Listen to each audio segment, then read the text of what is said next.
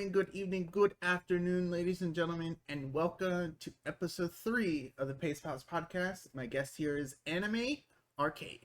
Welcome on in, Animee. Hey, thanks for having me on. It's actually, I think, really cool that you're making a speedrun kind of podcast. I've seen a handful of podcasts around.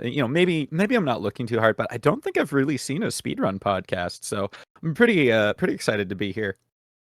Yeah, I got the idea of just like thinking of what the speedrunning communities need, and need a area that they can go to learn about the streamers that they watch, the speedrunners they watch, and go back and dive into like their past and how they started speedrunning and what their current goals are and what maybe they think is like the future holds for them, and uh all that stuff. So that's why I created this podcast, so I can bring that outlet to the viewers, also known as the Pace Pals. So but do you want to talk about yourself a little bit? Introduce yourself. Yeah, sure. My name is Animee, and I run an arcade over at Animee's Arcade. I speedrun a lot of different games. I'd say I do a lot of challenge speedruns like Mario Odyssey Minimum Captures, Sunshine Hoverless, and 70 Star CCC-less. But and I have a lot of fun with that. Honestly, speedrunning, it's kind of a concept that I thought about years ago. Even before I knew what speedrunning was, I'd occasionally flip on the old Nintendo and be like, "Oh man, how fast can I beat this Mario game? I'm kind of curious."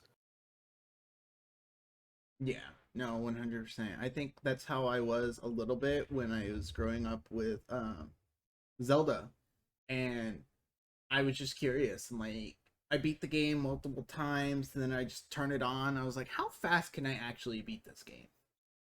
Not even knowing like what speedrunning is. So the category we are talking about today, or the game, is Mario Sunshine. Now, I have seen a lot of speedrunners do this category, and it seems very interesting. What category for Sunshine do you usually do? So I really like to do the my first kind of foray into Sunshine was actually any percent, particularly for the Super Mario Sandbox speedrun where you do Super Mario Odyssey, Super Mario Sunshine, and Super Mario 64 all at once. But then I saw there was a category called Hoverless where you could actually beat the entire game of Sunshine without using the hover pack, and I was just so intrigued by it. And that's the one that I probably run way more than any percent. And it's so fascinating. Wow, I that is very interesting. Now with so there are glitches and that all you have to use, correct? Yes, one of the biggest glitches that's like super important for the any percent speed run is called the Gelato Beach skip. There's a way that you can completely skip basically the entire Gelato Beach and just go straight to Shadow Mario with this really strange glitch that uses a coconut in proper lighting up. There's when you head into like the first level of Gelato Beach, if you grab a coconut, you head on over to there's a I don't know if I could really call it like a gazebo. It's like a little shop that's kind of over the water. They have this big tube and there's a shine in it. Normally what you're supposed to do is it's like shine number 8, I believe. It's shine number 8. You go get this really big watermelon and you try to not get it into the water, try to not run it into a cataquack, and you try to get it all the way over to that little beach hut. And if you can get it there, you'll be like, "Oh, you got the biggest watermelon. Here's a shine." But if you use this coconut and you line yourself up perfectly, you can make the coconut push you down as you're running on the roof. And after gaining enough speed and dropping far enough, you hold the hover button and you can clip into the roof and basically clip your way into the shine. So you can pick up Shine 8, go back into the level, and then pick Shine 7, which is the one where Shadow Mario is. It saves like 10 minutes, if not more. It's ridiculous how much time it shaves off. Jeez, that is crazy. Um, I think I found an interesting glitch by 100% accident, just playing casually. And it was when the main hub area, I forgot what it was called, the main hub area gets flooded. Hmm. And there is a single log in like the canal area in the middle. And if you go underneath it and then like you come up and hit it at a certain angle or something, all of a sudden Mario can walk on like the bottom of the ocean floor. Oh, what's really funny about that is I actually just recently, probably a few months ago, I was doing, I think, a hoverless run, and I actually recently posted a clip onto my Twitter where I had something just like that happen. I was making my way over to Pinna Park, and I kind of bonked on the little fence gate by some of the water in that upper area, and just all of a sudden, Mario was just walking on the bottom of that set of water. And I'm like, hello? Something seems to be wrong here. It's uh, pretty funny. yeah, and then I found that out. I beat the game, and then my stepmom was playing it, and I had to show her, and she was so confused by it as well. But I was able to recomplete the entire glitch. I don't even know if it's viable for speedruns. Who knows? So, Uh, I can say that if you're doing like 120 shines, there is a wonderful glitch that you can use either with Yoshi or even just a fruit if you do it right, that you can in fact clip Mario underground and into the water. And there's this island that you're supposed to get Yoshi to.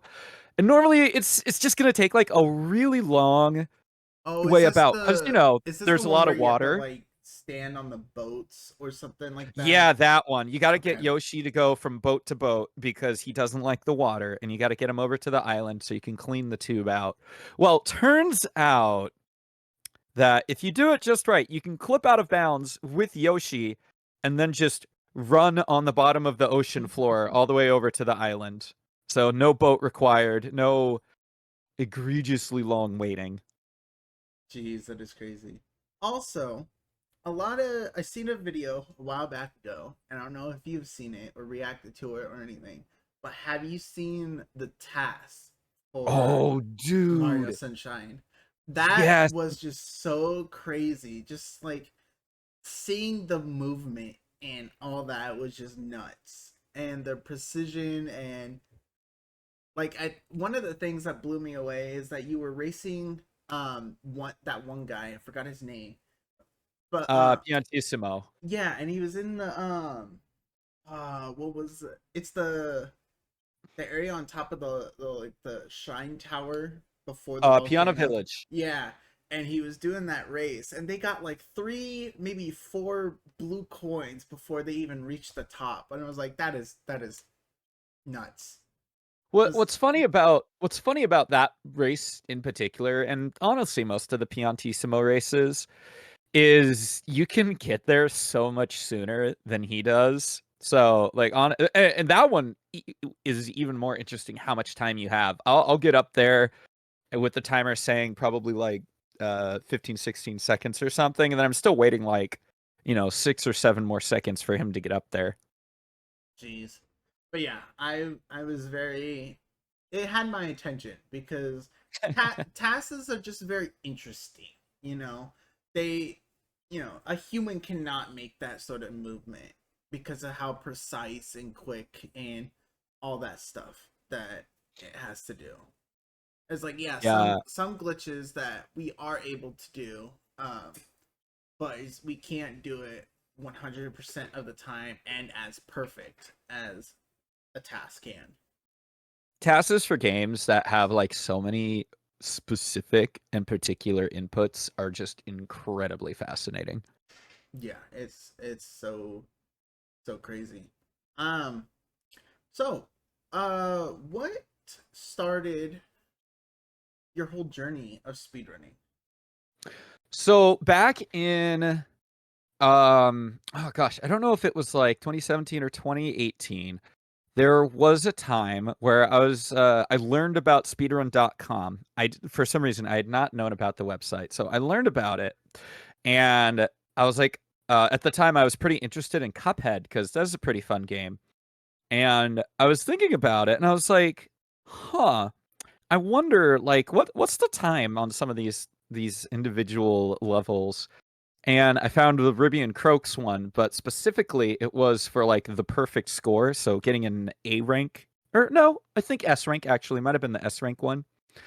And I watched the video and I was like, wait, I bet I could do that better. I bet I could. So I got myself like, a free little cheap screen recorder thing called I think like Ice Cream or whatever it was. And I recorded myself and I got a good time. I got world record actually, and I posted that to speedrun.com. That was my like first official speedrun back in 2020 when I first started seriously speedrunning and seriously thinking about my Twitch channel. I happened to find a video on YouTube about minimum captures for Super Mario Odyssey, and it was just so fascinating to me. I was so intrigued. And I looked at the current world record at the time, and I looked at it, and I saw like there were a couple of mistakes that he made. And at the time, of course, there were like some small mistakes he made. The run wasn't like super optimized. And I looked at it and I was like, I bet I could do that. So once I officially got like more serious into streaming, I did a lot of off-stream practice leading up to it. But eventually, I started speedrunning minimum captures, and that was basically my first full official foray into the speedrunning community. And then I found out about Sandbox Mario, and I like started kind of sort of speedrunning those things. And I have a lot of fun with speedrunning, especially with games that I just like I already really enjoy playing. Heck, I've even sped run a game called Croc Legend of the Jabos, one of my favorite childhood games. And I think I have like fifth place for that one at the moment. But honestly, like it's just a lot of fun. I've had a great time learning new speed runs and just speed running in general. It's a great challenge for me, and I love challenging myself. Yeah, no, I 100% understand and feel the same way of like challenging yourself. I never thought I would get into speedrunning. I thought about it a lot, and I actually was having just hanging out with friends in a VC, and you know, Call of Duty Black Ops Cold War came out with zombies and all that, and a lot of people. I was saying a lot of people play uh or do the Easter egg speedruns, and I was like, that is just so crazy, and like how the movement, the the spawns that they have to do, and it's just crazy. So I tried to do it for a little bit, and yes, that was like my first introduction into speedrunning, like myself.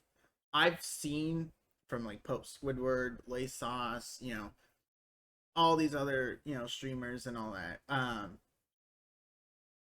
Watching them do speedrunning. Um, but it was Jess, Hope, and Feely that got me into speedrunning Majora's Mask, and I started doing the any percent glitchless category. So, and yeah, I had fun with that. And I hope one day I can go back to it because I think it would be a lot of fun. I just have to get the actual system for it and not run an emulator. Right. I know for a lot of the communities, there are certain communities where console times are just looked at as the more like professional or the more favorable Yeah. times. And I know there are even like some games where emulator is just completely banned, like what was it? Mario Golf for the Nintendo 64. They do not allow emulators on the leaderboard if I remember correctly. Yeah. And you know what? That's fine. Like I can practice as much as I can to get a good time, but then when I have the system and I'm able to screen share it or stream it or whatever, then I can, put my time and effort into getting hopefully a PB or a world record or something. So Yeah, I think besides like Super Mario 64 and Super Mario Sunshine, just because oh heck, even Croc, even Croc I didn't put that much time into. But like when I set my sights on a new speedrun game that I'm like really interested in speedrunning, I will take a ridiculous amount of time to like practice it and learn it before I even think of doing attempts. Like minimum captures, I think I spent like months making sure that not only I could get the CRCs pretty consistently, but that I could also even do the movement before I even started streaming it. I mean, even right now, I'm actually kind of behind the scenes learning a Kingdom Hearts 2 Final Mix speedrun. And there's so much that actually goes into a Kingdom Hearts 2 speedrun that I've been doing like a lot of online practice when I get into it, or offline practice, sorry, when I get into it, because there's so much to do. And before I do a full first run, it's like a 3-hour run, obviously lower if you get pretty consistent with it. That like I just want to make sure I understand how the game works, how I feel, how it all feels, so that my brain and my hands can understand it when I actually start to do runs. I like to make sure I'm really prepared when I get serious about a new speed run. yeah, and so I want to learn a little bit. How do you handle like nerves and pressure and all that when you go to do a speed run? So when I'm doing speedrunning, when I'm speedrunning on stream, it's really nice when there are people who come in to just like kind of chat, because then I can, there's like a minor distraction.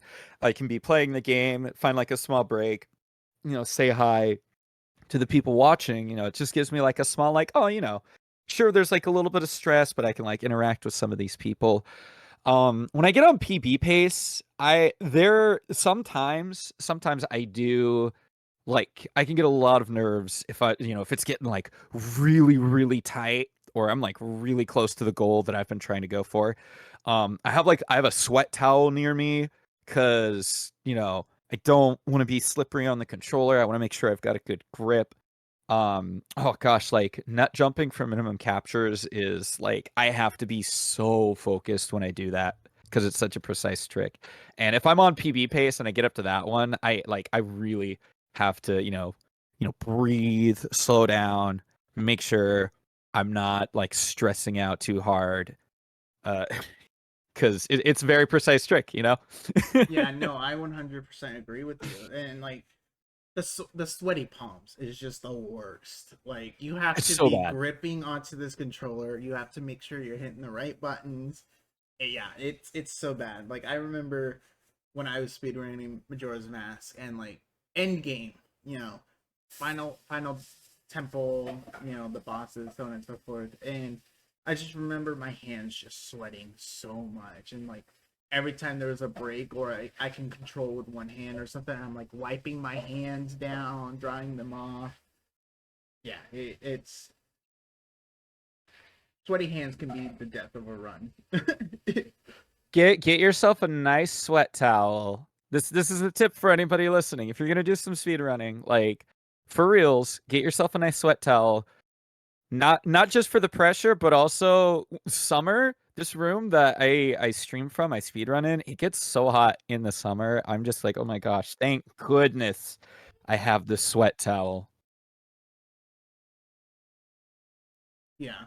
And now since you kind of talked about it a little bit, what is do you have any advice for aspiring speedrunners that like want to start speedrunning but they don't know how, or like what tools they need, or like what discords to join or anything like that? My biggest tips are, if you're gonna do a speed run, um, make sure that you're like watching runners, you're taking tips. And because a lot of the things I learned, especially for I'd say like Super Mario 64, a lot of like tricks and movement that I've mostly learned by watching other runners. And like, if I ever had a question about something, like I asked, if I was like, "Hey, how did you do that clip?" Or, "Oh, that's some really cool movement. I've never seen that before." I've always asked. It's really, really good to ask. Uh, you can join entire discords for like speedrunning for particular games. They do exist, and most of the members in a speedrunning community are totally helpful. They want to help. They want you to ask questions because the more people that speedrun a game, the more exciting it can be for the community. Another tip I'd say is tutorials. Tutorial videos are incredibly important. If you can find a tutorial video while you're learning, definitely look at those, especially if there are some like level by level tips. I definitely used a lot of beginner videos when I was learning Super Mario Odyssey. When I was using Sunshine, there were a lot of tricks that I had to look up. I just recently finally got a skip in Sunshine in hoverless, specifically the casino skip. I finally figured out how to get a consistent setup for it I found a video on YouTube that I was able to look at and kind of pause, look at the angles, see what was going on. And they also actually had a controller, a button input. And button inputs, like, a lot of people do like button inputs when they're watching. And I think it's even more so important for tutorial videos. If you can find a tutorial that has input display, that's going to be a good tutorial for you to look into. Yeah, or someone going step by step and explaining it and all that. That's how I learned a lot for any percent glitchless. Is that someone on YouTube? I totally forgot his name, um, but he did sections of it. He did like first cycle and all the movement of what you need to collect and how to collect it and certain tricks and all that you can do in glitchless that don't actually that aren't actually like a glitch or anything, but just movement based. And it is just it's a quick Google search of tutorial and like what game you're trying to play or speedrun or anything. Yeah, and then one more tip I would definitely say is if you're learning a new game, make sure that you're practicing like individual levels. Make sure as you're learning, you're not trying to take all the information in at once. That's not going to help you. What you're going to want to do is go level by level, tutorial by tutorial. Get a feel for how the game plays, get a feel for how the tricks work. It's really important that you don't try to overload yourself with too much data. Yeah, and yeah, and like you said, just take your time. Um, Sooner or later, muscle memory will kick in when you're learning it and all that. But take your time, practice. That's what I did, especially for twin mold and Majora's Mask. That was like the hardest boss for me because you don't have the Giant's Mask in it, so you are using fire arrows and regular arrows and a bomb or two. So and you have to aim pretty spot on, and I can aim for anything in that game. I struggle with the archery games, like but practice, practice, practice. And like another example is goat as well. You have to roll to a certain spot, turn, and you have to shoot goat with your bow. It takes practice and practice and practice. I did that for a while, and I think on my second run, I was able to get the quick kill on Go, and I never felt more happier. I was saving so much time. Practice makes perfect, and it's just incredibly satisfying to see that practice pay off in a run. Oh yeah.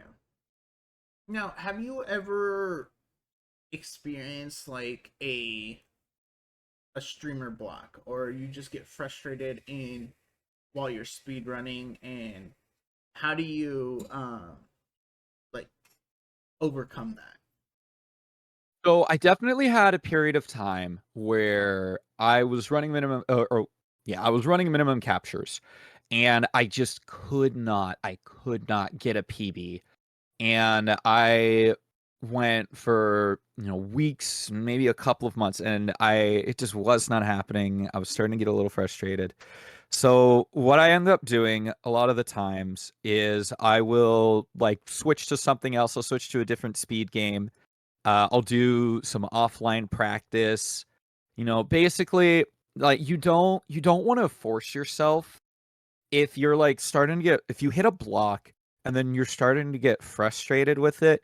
You don't want to force yourself to keep doing it. I think it's really important to be able to take a little bit of a break from the thing that's frustrating you, maybe look into it a little more. Sure, maybe you were consistent with a trick or a thing and now you're just having some trouble with it. Don't be afraid to go revisit it and go do practice with it.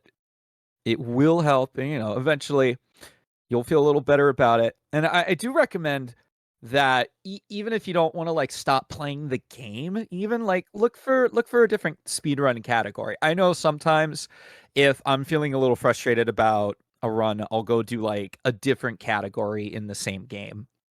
And it's like I'll finish a run and I'll be like, I've finished a run today. I feel happy about that. Um, what's the word? I'm I'm satisfied that I got this run complete and I feel good about it. Yeah, no, I agree. There was times where it was just I was, and it was probably my doing as well, but like I was just not happy with movement or anything like that, so I took a break and I played other games, randomizers, whatever, and I just took a break, and then I came back, and that run I got a PB, So it takes a little bit. You just gotta take a break, and it especially because like speed running or just streaming in general is just a whole lot of mental health. You know, it deals a whole lot with mental health. You could because you have to you're on camera. You have to be entertaining or all this other stuff. So it deals a lot in your mental health. If you aren't watching it, can go down in the drain. So take breaks, even if it's something. Even if you stream for an hour, like that, you can pump out an hour. That's fine. Like, but constantly take breaks. Don't force yourself that you have to stream 24/7, 8 hours a day, or anything like that.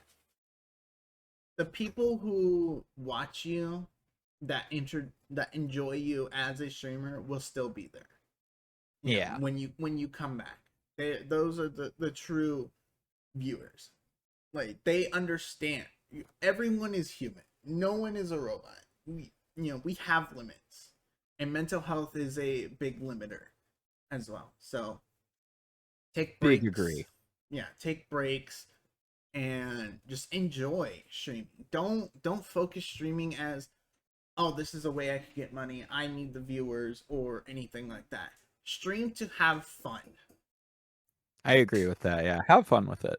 Yeah, and it could be like I said, it could be an hour, or you can go for the 8 hours as long as you are having fun and you're not burning yourself out.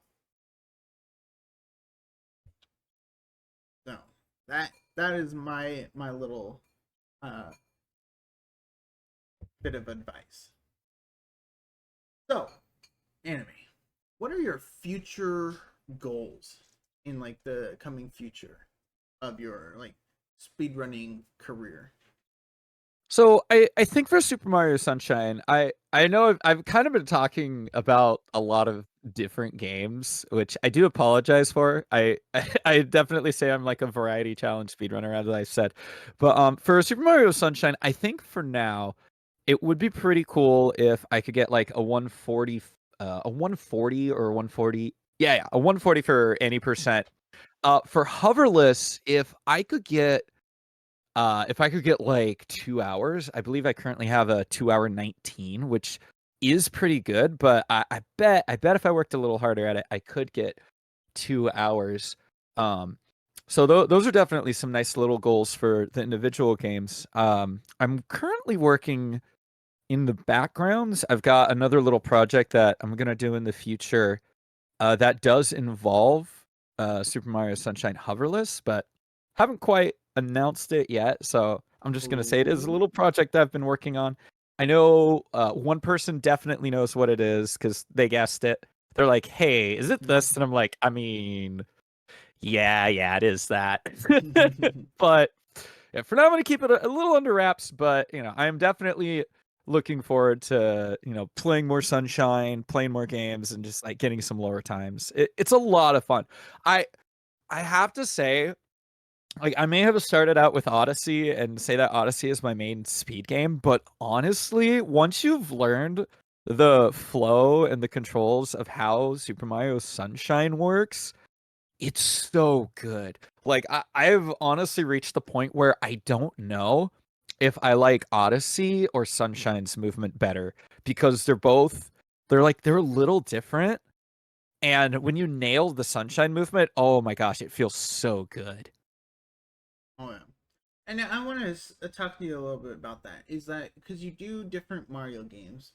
How does the movement like vary? Is like SM64 a lot more clunky because it's older, or is like Mario Sunshine or Odyssey a little bit more clunkier? So what I found interesting is Odyssey is like it's pretty nice. It's really smooth. You get all these really cool movement options with Cappy, especially if you're playing in two player, which I am doing most of the time. I'm a two player Odyssey speedrunner.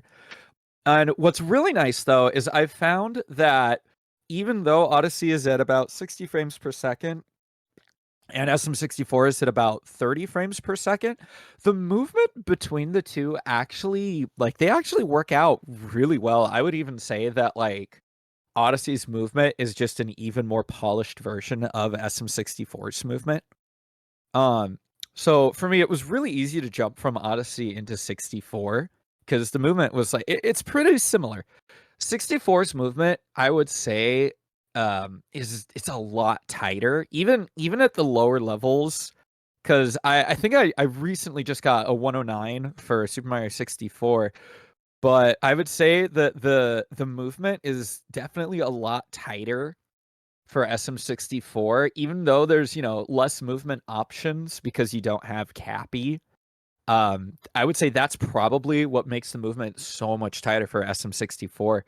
And there's a phrase that I think is really important, especially for Super Mario 64, is that tricks save seconds, but movements save minutes.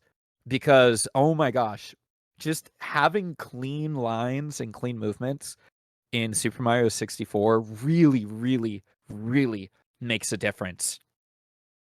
Between SM64, SMO, and Super Mario Sunshine, if you've started with any of those other two games and then you go into Sunshine, the movement is going to feel incredibly different. One, you can't dive. There's no dives. There's no like you can't Really? jump. Yeah, you can't like jump and do a dive. There's no long jump. That's the word I was looking for. There are no long jumps in Super Mario Sunshine, and with how important long jumps are in Super Mario 64 and how important they can be in Super Mario Odyssey, it can definitely be a hard switch going over to Super Mario Sunshine because you literally cannot long jump. And I can't count the times where when I was first starting out, I would like press the L button and I'd be like, oh, just kidding. That's right. I can't long jump here because I'm so used to that being like the fastest, or if not the fastest, a very fast form of movement in the other two games. But with that being said, even if the transition to Sunshine might be a little hard, once you understand how it works, how the controls work, how Mario moves, what you can do with Flood, oh, dude, Sunshine is just incredibly satisfying. It's so good. Yeah, I might have to go back one of these days and play it again. It has been a couple of years. So how do you balance? A lot of people are, they balance it in a different way. But how do you balance your offline life and streaming? So this is a fun fact because I don't know how many people actually know it outside of like maybe the my IRL friends and some of my like pretty consistent viewers and whatnot, people who look in the Discord. I work 40 hours a week. I have a normal job of 4 days a week, 10 hours. And then on those days that I don't work, I stream. I stream about 4 days a week for a few hours, give or take. Some streams end up being a lot longer than I'd say like an average stream. An average stream is probably anywhere from around like 4 to 5 hours, give or take. I'd say it's like my average stream.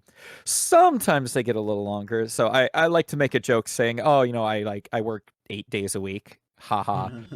But streaming is a very fun hobby. Actually, I really enjoy streaming, talking to people, doing speedruns, saying hi to everybody, sharing, like a game that I like with people. Um, as far as practice goes, once I've like learned to speedrun and I've done attempts and I've got like multiple PBs, I'm gonna be honest, I will like stop practicing because once I'm on stream and I'm doing runs, that's my practice. And that's again, like I did mention earlier, how important practice is. And again, it is. It is genuinely important. That's why if I ever find myself struggling on something during a run, I will offline go, okay, I need to practice this. And like after a stream, gosh, I've had a few streams where I'll finish and then I just like start practicing one thing that I had a little trouble with. And then maybe I'll move on to a little something else to practice. And then I'll look at the clock and go, why the heck is it 1 a.m.? What happened? Wait, have I actually just been mindlessly practicing this whole time? And usually the answer is yeah. Yeah, I have. Uh, Now, but out do you catch yourself just like going into autopilot while speedrunning? Oh, 100%. Yeah. What's really nice, especially with a game that like I've done for a while and I feel like really confident with the controls, I'll just like, be going from places to places and just kind of look over at chat, see what's going on. Maybe I'll look over sometimes I'll look over at a Discord, just see if there are any messages I should be looking at, check my phone. Yeah, once you get that muscle memory in, like yeah, autopilot can definitely kick in pretty hard for me because it's like, I know what I'm doing. Let me just ADHD brain. Let me go see what's going on over here. Yeah, no, 100%. There is this times where it's like I would just autopilot, and then it was like, oh, and then like I'd snap back, and I was like, oh, that's right, I'm playing a video game. Like, I'm playing a video game fast. Wait a minute. um, so speaking a little bit like of just streaming and all that, how did you, or like, what are some of the biggest challenges you faced as a streamer, and like, how did you overcome them?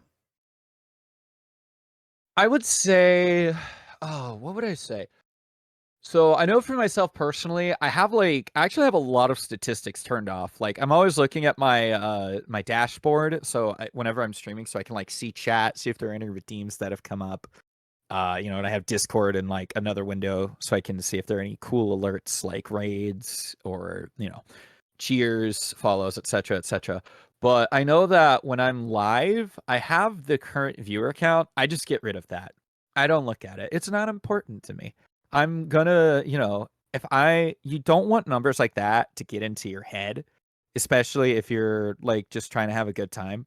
And even I would argue, even if you're looking for growth, I don't think it's as important in especially midstream. It's not as important to be looking at how many people are watching me at this second because like, you do you. I think it's really important if you're going to be a streamer to like understand how important it is to just kind of, do you. Be your own thing. Don't worry too much about the numbers and statistics. And I think that would, because I feel like people who are just getting into streaming or maybe people who are trying to grow their stream a little more, Like I feel like it's really easy. It's really easy to get stuck on those numbers. Yeah, no, 100%. It's like then all of a sudden it's like, oh, I'm not really streaming to anyone. Your energy goes down. Then you don't really want to do it anymore. And Yeah, yeah, turn them off. Like, and like, viewers will come. they will come. They, You know, they're, you have all these big top streamers, Tim the Tat Man on YouTube, like all these big top streamers, even Twitch, YouTube, anywhere. There will be that one person that they come into your chat that they don't know the big streamers, but they see you as their big streamer. it's honestly, yeah, it's pretty humbling when you see people coming in like regularly stream after stream, and they're just like, "Oh my gosh, hi! It's so good to see you. I'm so happy you're streaming." And I'm just like, it makes me happy to see that there are people out there who enjoy me for just being me, and Exactly. it's great. It's so nice. Yeah. Um. I Let's know, see. I'd probably say my next hardest block for streaming would be days where I have a stream scheduled, but by the time it rolls around, I'm just like, I'm either really tired physically or mentally. And usually the best way to get around this is just don't stream that day. If you're feeling emotionally exhausted, if you're like just feeling like you're not in it, just don't. It's okay. It's okay to miss a stream. Yeah. As you mentioned like a while ago, they're still gonna be there. If you Yeah. come back, your streamers, your viewers, they'll still be there. They'll come back. It's And really I important to I have take done care of your that. mental health. I have done that multiple times. So it's like I have a stream planned, and then all of a sudden I feel tired. And it's like I don't really want to do anything. Make an announcement saying, "Hey, this is how I feel. I'm just gonna push stream either back tomorrow, a week. I'm just gonna take a break for a little bit. Do what you want to do. Like if you want to Take take a care of break, yourself. yeah, exactly. Health comes first. Your body comes first. Mental health comes first. All that stuff comes first. Streaming is a hobby unless you are having it as a job, but you're at that requirement. But And still, even even at that requirement, yeah. take breaks. It's not. Please, Yes. please take care of yourself. Please hydrate. It is a-okay if you're sick, if you're feeling down, if you're just like, even if you need to like delay the stream a couple of hours because you're like, hey, I just need to like take a quick nap. I need to like take a shower Exactly. or something. It's okay. It's Yes. okay.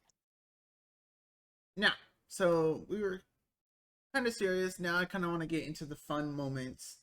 Fun and favorite moments. What is your most favorite or memorable moment during your stream? My number one most remembered moment in stream is when I got my very first minimum captures PB for Super Mario Odyssey. I had been grinding runs for like weeks and weeks and weeks because like I had finally learned the whole speed run and it was like, well, if I get nut jump in a run, I get nut jump on stream. I'm done practicing.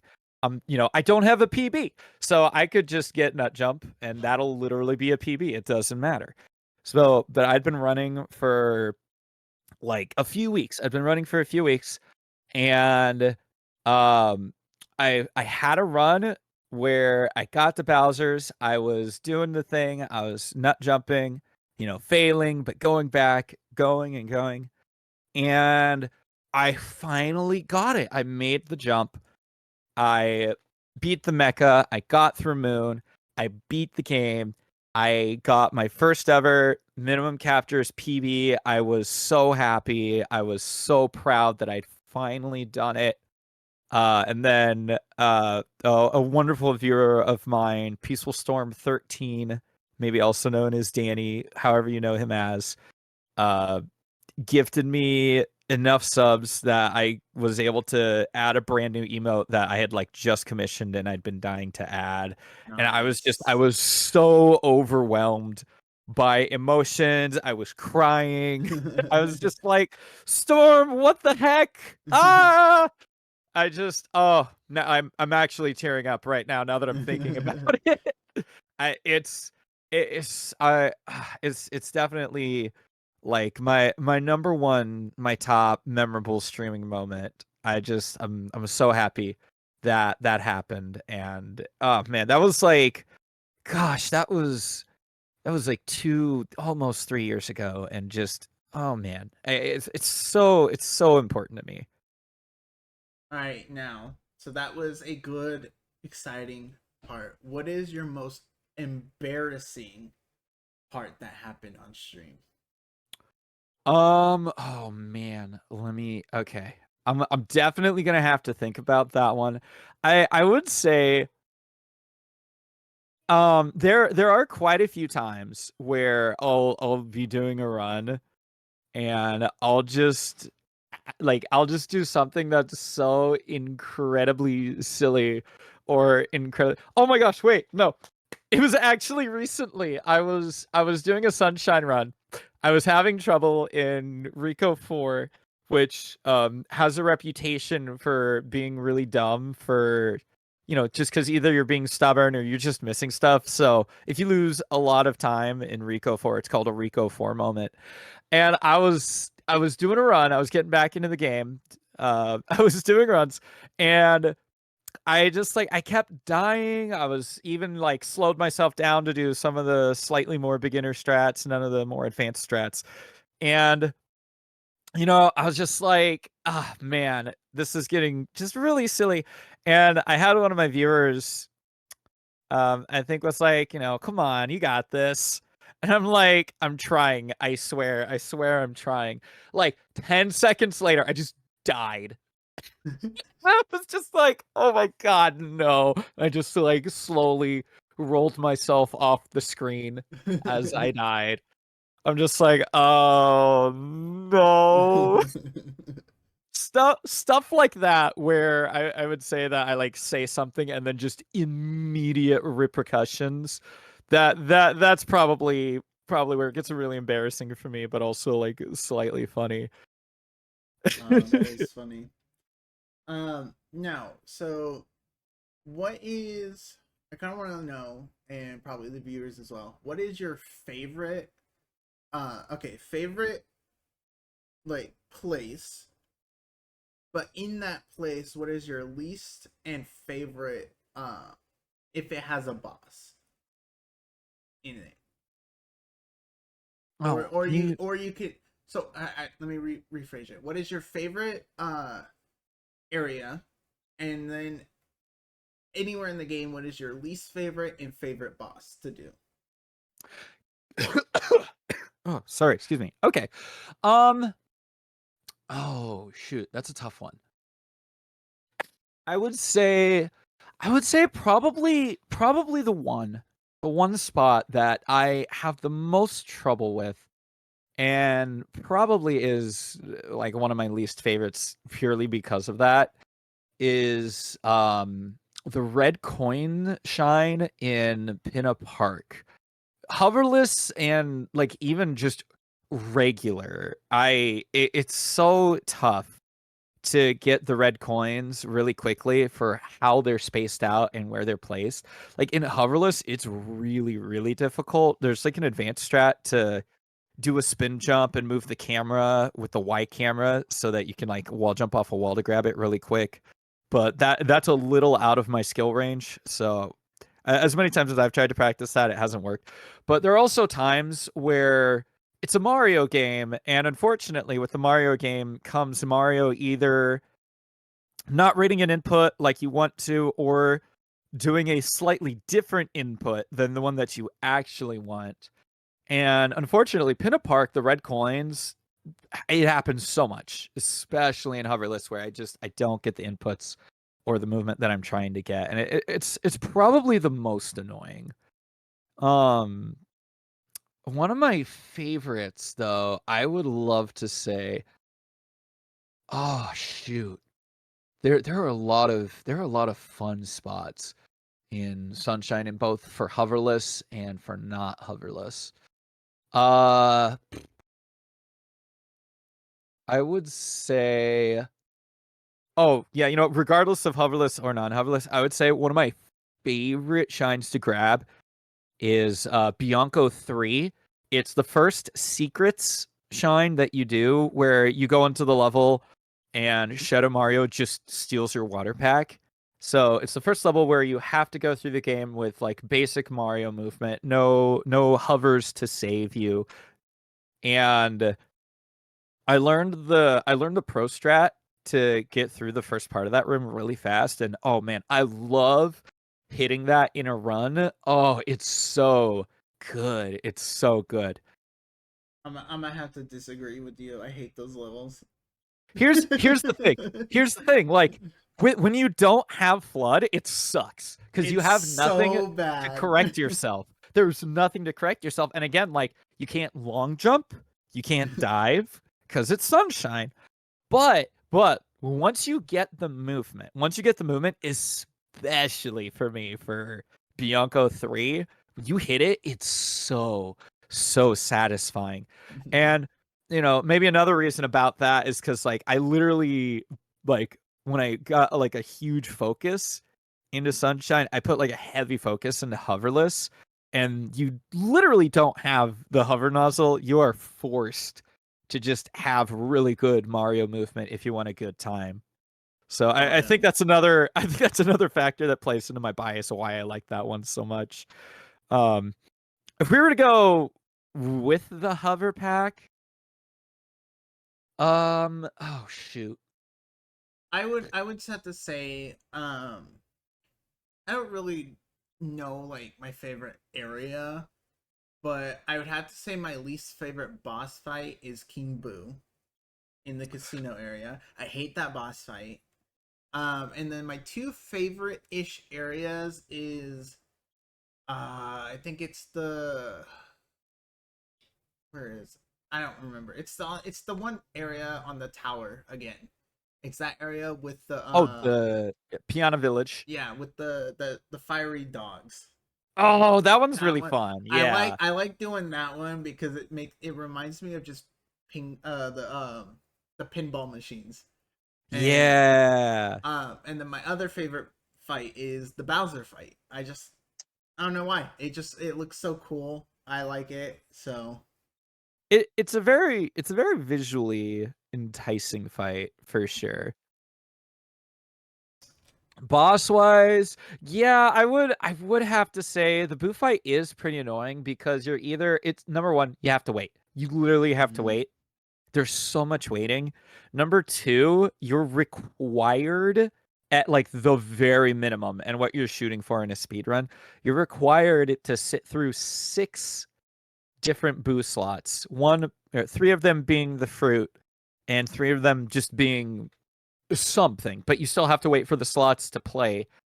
And especially like it's just like, come on, please stop moving around. Let me grab this fruit. No, you just accidentally dived into the fruit. Pick it up. Come on. Mhm. So I absolutely understand why that boss fight, like, just I yeah, that actually one does suck. I actually think I rage quit. No, Now thinking yeah, about it, when I was younger playing it, I actually think I rage quit because it was I couldn't beat it. And it's then so long. It's so like a long. month later or something, I was finally able to beat it, and I was like, great, now I don't have to deal with this thing anymore. Yeah. Uh, Um, so do you have one any of the questions for me? um Yeah, yeah. So we all know that, like, for the most part, the rest of the gaming world, the gaming community, like Sunshine holds a very special place in their hearts. It's a great game. Everybody has fun with it. What would you say? Like, what do you like about Sunshine? Well, I grew up on Mario, but the main thing was Zelda. I grew up playing the Zelda games. I never really played like uh SM64 or like any of that. Like the only time I saw Mario was in Sunshine or, Super Smash Bros. But like I never really grew up on Mario. But Sunshine I don't know. I love the way the game is. I love the way the story is. It was that actual first Mario game that I played fully and enjoyed, and now it just, you know. So Yeah, I the which atmosphere is great, the music is great. Just also wonderful game. when I found out you could talk to a guy and get sunglasses, that blew my mind. Oh my gosh, yeah, I think that took me I don't know how long it took me to figure that one out. Probably an embarrassing long time. But That was it's so so much fun. cool. Like you don't see many games where they actually put a little progress thing in there like, "Hey, do you want to you've gotten enough of these things. Can I just lower the brightness of the game or like just change this one thing about the game really quick?" Especially around that time, I thought it was really cool because, as you collect the shines, the game literally does get brighter. Like there's so Hmm. much more happening in Delfino Plaza, and you can talk to a guy, and he's just like, "Hey, is it getting a little too bright for you? Here's some sunglasses," and then the brightness of the game just drops back down a little bit. Oh And yeah, he's just like, "Whoa." yeah. All right. Well, it is almost 1-1, so I think it is almost time to wrap up. So I appreciate Anime. I appreciate you coming on. It has been fun. And I Yeah, hope you. thank you so much for having me. It's this is definitely a first podcast I've ever been on. So thank you so much for the opportunity. I appreciate it. Yeah, no worries. So everyone, Anime's Twitch and all that will be in the description below. So go follow him. Go wish him some good luck on some runs.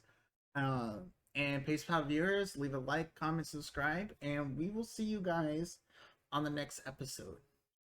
All right, peace, guys. See ya.